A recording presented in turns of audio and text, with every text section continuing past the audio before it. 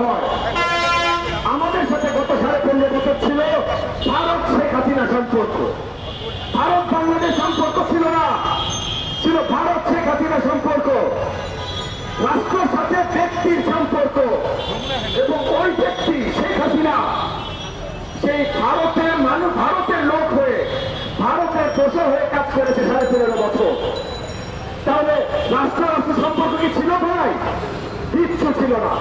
কিন্তু এখন সেইখান থেকে আমাদের রাষ্ট্র রাষ্ট্র সম্পর্ক শুরু করতে হবে এবং সেইটা শুরু করার জন্য অনেক বড়ভাবে পদক্ষেপ নিতে হবে বাংলাদেশের অন্তর্বর্তীকালীন সরকারে। ওনারা চেষ্টা করছেন না সেটা আমি বলছি না। আপনারা খেয়াল করবেন 5ই আগস্ট যখন এই যে হাসিনার সরকার আমরা টেনে নামাতে সক্ষম হলাম, তারপরে 6, 7, 8 আগস্ট ভারতের ফরেন পলিসি, ভারতের ফরেন সেক্রেটারি জয়শঙ্কর বাবু সে কি কি ধরনের কথা বলছিলেন, অনেক নরম সুরের কথা বলছিলেন। উনি বলছিলেন বাংলাদেশে গণ অভ্যুত্থান হয়েছে, আমরা বাংলাদেশের জনগণ সেইটা চাইবে, আমরা জনগণের সাথে আছি। তখন আমরা বক্তব্য রাখছিলেন 8ই আগস্ট যখন বাংলাদেশে আমরা অন্তর্বর্তীকালীন সরকার এসছে, 9ই আগস্ট তারা বক্তব্য দিয়েছেন আমরা অন্তর্বর্তীকালীন সরকারকে সাধুবাদ জানাই, বাংলাদেশের অন্তর্বর্তীকালীন সরকারের সাথে আমরা নিশ্চয়ই কাজ করব। একই সাথে যখন হাসিনা তাদের মাটিতে এইটা নিয়ে আমরা প্রশ্ন করেছিলাম বা বিদেশি গণমাধ্যম প্রশ্ন করেছিল, তারা বলেছিল যে বাংলাদেশের লাল পাসপোর্ট নিয়ে এসছে, আমরা বাংলাদেশের লাল পাসপোর্টকে সম্মান জানিয়েছি।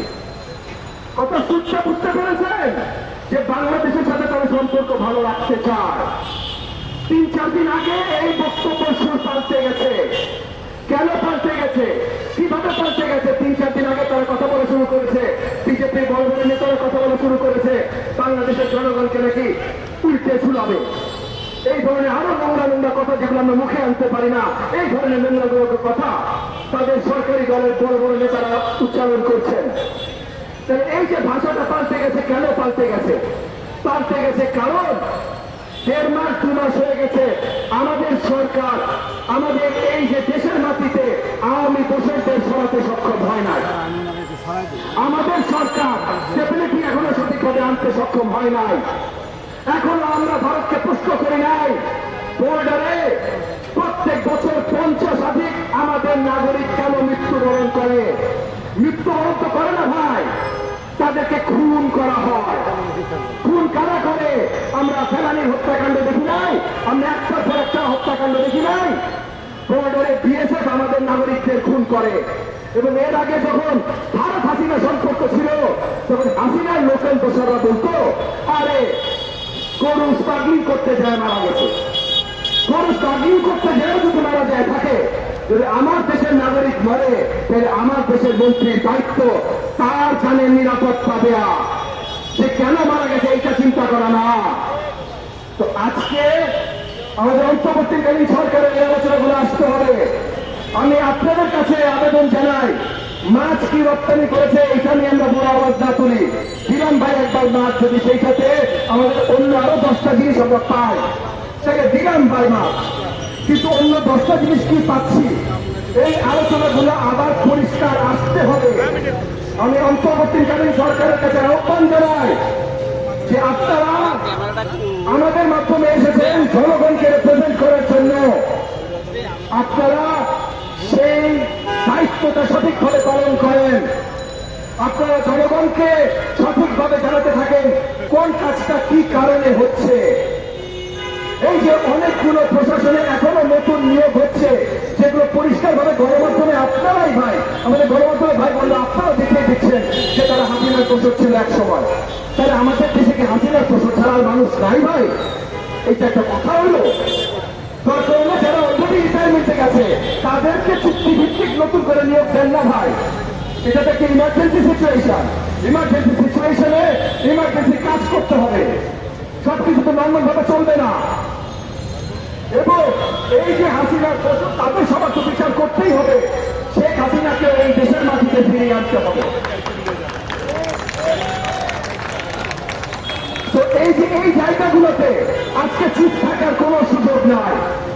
শেখ হাসিনাকে ফিরিয়ে আনবা আমি বলছি না আজকেই নিয়ে আসেন ভাই, কিন্তু এই তারা পদ্ধতি শুরু করতে হবে। সব পদ্ধতি যে অন্তর্বর্তীকালীন সরকার শেষ করতে পারবে এটা না, এটা আমরা চিন্তাও করি না।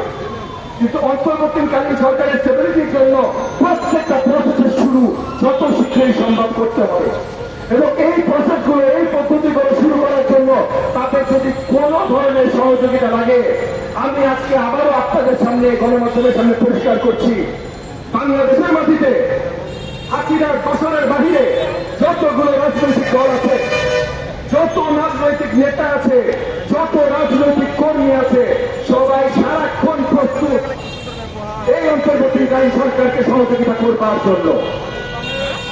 আমরা একবারও প্রশ্ন তুলব না আপনার সময় কতক্ষণ লাগবে কি কাজ করতে। আমি জানি অন্তর্বর্তীকালীন সরকার বারবার বলেছে যৌক্তিক সময়, কি বিষয়ে যুক্তি সেটাই যদি না জানি তাহলে যৌক্তিক সময় নিয়ে আলোচনা কেমনে হয় না, কি বিষয় যুক্তি সেইটা পরিষ্কার করতে হবে, কিন্তু সময় নিয়ে আসলে আলোচনার বিষয় না। বিষয় হলো আমরা কি করব। অন্তর্বর্তীকালীন সরকারের দায়িত্বগুলো কি এবং সেই দায়িত্বগুলো পালনে তারা যদি চায় প্রত্যেকটা জায়গায় সহযোগিতার জন্য আমরা দাঁড়াতে রাজি আছি, কিন্তু এগুলো তো ভাই আলোচনা করে করতে হবে। অন্তর্বর্তীকালীন সরকারে আমাদের সম্মানিত যে উপদেষ্টাগণ আছেন উনারা জানেন না ভাই কোন থানায় কোন ওসি দুষ্কৃতিকারী ছিল, কোন এসআই বা ওসি বা রিটায়ার্ড ওসি দুষ্কৃতিকারী ছিল না বলে সে ভালো পজিশন পায় নাই, সে প্রমোশন পায় নাই বা তাকে ওসি দিতে দেওয়া হয়েছে। এইগুলো কারা জানে ভাই?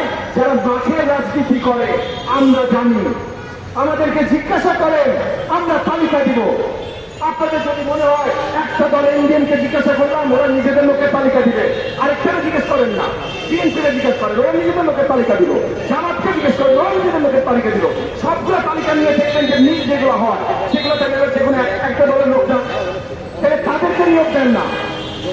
আপনাদের সবাইকে ডাকতে হবে। আজকে এই যে শিক্ষাক্রমে বদলানোর প্রচেষ্টা শুরু হয়েছে, আমি বিশালভাবে ধন্যবাদ এবং সাধুবাদ জানাই, কারণ আমাদের শিক্ষাক্রমকে পুরো নষ্ট করার পায়তারি শুরু করেছিল গত ৫-১৫ বছরে এই হাসিনার দোসররা।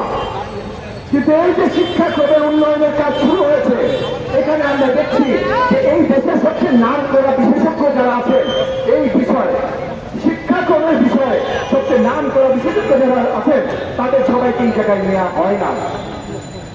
এবং যেহেতু এইটাকে রাজনীতিকরণ করা হয়েছিল গত ১৫ বছর, যদিও শিক্ষাক্রম রাজনীতির বাইরে থাকা উচিত, কিন্তু যেহেতু নোংরা ভাবে রাজনীতিকরণ করা হয়েছিল এইটাকে গত ১৫.৫ বছর, তাই সেখান থেকে যদি পরিষ্কার করতে হয় তাইলে রাজনৈতিক মন্ডল থেকেও কয়েকজন বিশ্লেষক থাকলে আরো ভালো হয়, কারণ তখন তারা পরিষ্কার জানাইতে পারবে যে কোন কোন জায়গায় শক্ত রাজনীতিকরণ হয়েছিল। এবং একইভাবে আমি বিশ্বাস করি যে যদি শ্রদ্ধা দু একজন আনন্দময় শিক্ষাক্রমের সাথে থাকেন তাহলে তারাও জানাতে পারবেন যে কি কি ভাবে ধর্ম বিদ্বেষী এরকম টেক্সট তৈরি করা হয়েছিল এই শিক্ষাক্রমের ভিতরে। তো আমি যেমন তাদের উদ্বেগটাকে সাধুবাদ জানাই, একই সাথে আমি আবেদন জানাই এই উদ্বেগগুলো যেন আরো শক্তভাবে, আরো সুন্দরভাবে এবং আরো ইনক্লুসিভ ভাবে মানে সবাইকে নিয়ে করা হয়। একমাত্র তখনই আমরা আরো সুন্দরভাবে এই কাজগুলো করতে পারবো। এবং দল হিসাবে আওয়ামী লীগ এবং ১৪ দলের যারা আওয়ামী লীগের দোষরা ছিল, আমি আজকেও আপনাদের সামনে দাবি জানাচ্ছি তাদেরকে নিষিদ্ধ ঘোষণা করতে। আমরা দেখেছি নতুন করে আলোচনা উঠেছে আন্তর্জাতিক বিচার ট্রাইব্যুনালে আইনটাকে নতুন করে সংস্কার করা। আমি সাধুবাদ জানাই এই সংস্কারের প্রচেষ্টাকে, এবং এই সংস্কারের প্রচেষ্টাতে তারা বলেছেন যে তারা যে কোনো টেরোরিজম বেসড অর্গানাইজেশন, সেটা রাজনৈতিক দলও হইতে পারে, এটাকে 10 বছর পর্যন্ত নিষিদ্ধ করবার জায়গা রাখতে চান এই আইনের ভিতরে। আমি এই প্রচেষ্টাটাকে সাধুবাদ জানাই এবং আমি বিশ্বাস করি যে এই আইন যদি একবার বাস্তবায়ন হয় তখন এই আইনের আন্ডারে বাংলাদেশ আওয়ামী লীগ গত 15.5 বছর যতগুলো গণহত্যা চালিয়েছে সেই গণহত্যার এভিডেন্স নিয়ে মিনিমাম 10 বছরের জন্য বাংলাদেশ আওয়ামী লীগ এবং বাংলাদেশ আওয়ামী লীগের যে বছরটা ছিল 14 দল, এই 14 দলকে 10 বছরের জন্য নিষিদ্ধ ঘোষণা করা হবে এবং 14 দল কিন্তু শুধু আওয়ামী মনে রাখতে হবে 2014 সালের নির্বাচনটা শেখ হাসিনা একটা মাত্র কারণে করতে পেরেছিল, জাতীয় পার্টি। হোসেন মোহাম্মদ এরশাদ সাহেব যখন বললেন